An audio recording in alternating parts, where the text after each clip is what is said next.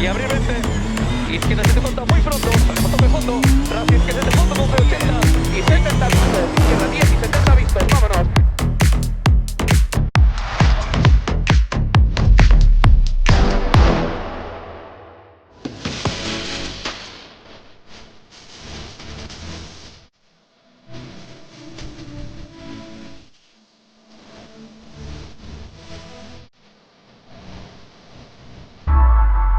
A tempada 2025 no Campeonato Xunta de Galicia de Rallys Recalvi recuperou unha das súas antigas costumes de anos atrás, a de arrancar no kilómetro cero de Galicia. En Lalín, Víctor Senra e Moncho López deixaron clara a superioridade que teñen aos mandos do novo Hyundai i20 World Rally Car do 8 veces campeón galego de rallys.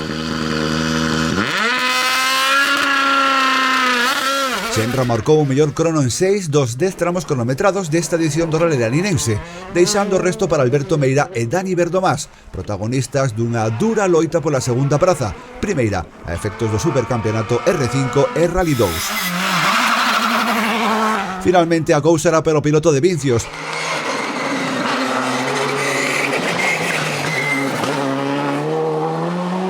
tendo en conta que o coruñés de Hyundai saía con calma e atopábase con problemas de humidades no habitáculo, sufrindo ademais un peón cando trataba de lanzar un último ataque contra o seu rival.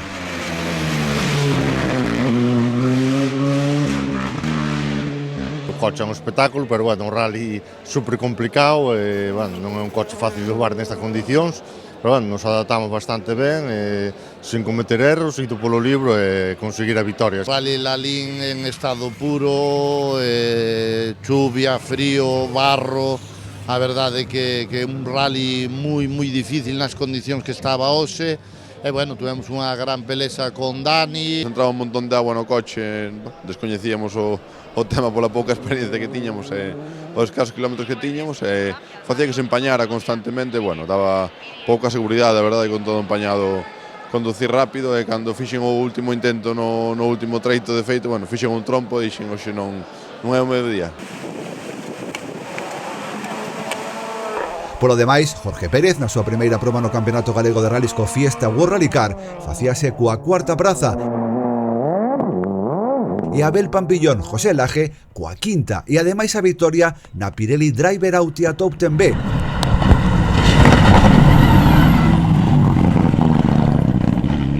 Logo dun ataque final xa de noite, do que conseguían arrebatarlle esa posición a Antonio Fernández Valcárcel. Tivemos aí uns inconvenientes aí con as llantas que estaban dobladas ao final, non sabíamos, nos estaba costando levar o coche, tamén cometín algúns errores na condución que nos fomos fora dúas veces, entón perdemos aí un pouco, e bueno, e despois houve que cambiar o chip, compramos dúas rodas novas, e empezamos a darlle todo o que sabíamos e saliu nos ben.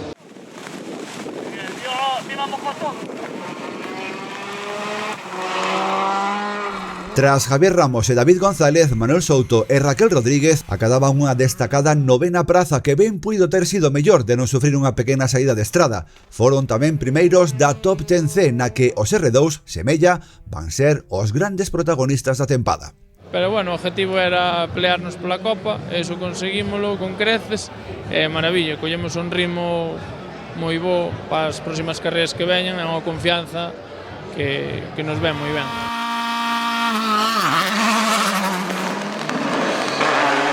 Alberto Nimo pechaba o grupo de 10 primeiros clasificados, un por diante dos irmáns Vázquez, Iván e Diego, que lograban a victoria na Clio Trophy Galicia, logo de que Jorge Cajiao, gran dominador no arranque da proba, sufrise unha saída de estrada e Álvaro Castro unha penalización dun minuto. Éramos conscientes de que non tiñamos o ritmo tanto de Castro Laíño como de Jorge, tiñamos que manternos detrás deles. Bueno, pues circunstancias do rally, a mediodía vímonos primeiros. Gracias a Jorge cambiamos os reglajes do coche, a verdad que foi moito mellor. Fomos collendo un ritmo un poquinho máis alegres, e bueno, aguantamos a tarde e saliu todo ben. 3, 2, 1, vamos. Guardarrel de 9, 200. Polo demais, Carlos Conde e Pablo González facíanse coa primeira vitoria do ano na Pirelli AMF Motorsport, nun día que tocou pelexar contra moitos contratempos. Moi duros. A nós añadidos ainda por encima o coche dou nos fallas, despois nunca nos viron na situación de ir líderes administrando a ventaxa, tuvemos unha salida de pista, perdemos a ventaxa toda, bueno, foi completo o día, moi completo, é o cocido, verdad que vin o ano pasado, pero este ano foi máis duro ainda. Alexis Vieitez e Antía García facían o propio no volante FGA, logo tamén dun día moi disputado con Alejandro Castro e Héctor Tahuán.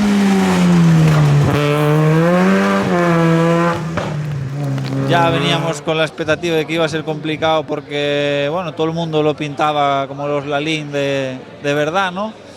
Pero bueno, al final nos fuimos adaptando y nos fuimos poquito a poco durante el día cogiendo ese ritmo y tal, y pues mira, al final conseguíamos la meta con la que veníamos, que era intentar ganar.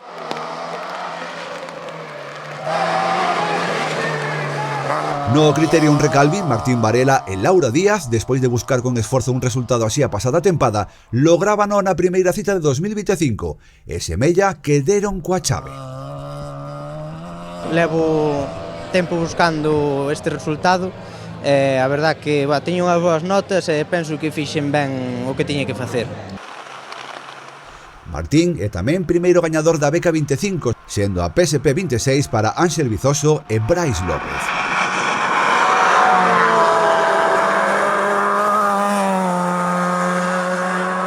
Frío, moito frío, e choiva, e vento, e barro, condicións que marcaron a primeira cita do ano do Campeonato Xunta de Galicia de Rallys Recalvi, un rally do cocido como os de sempre.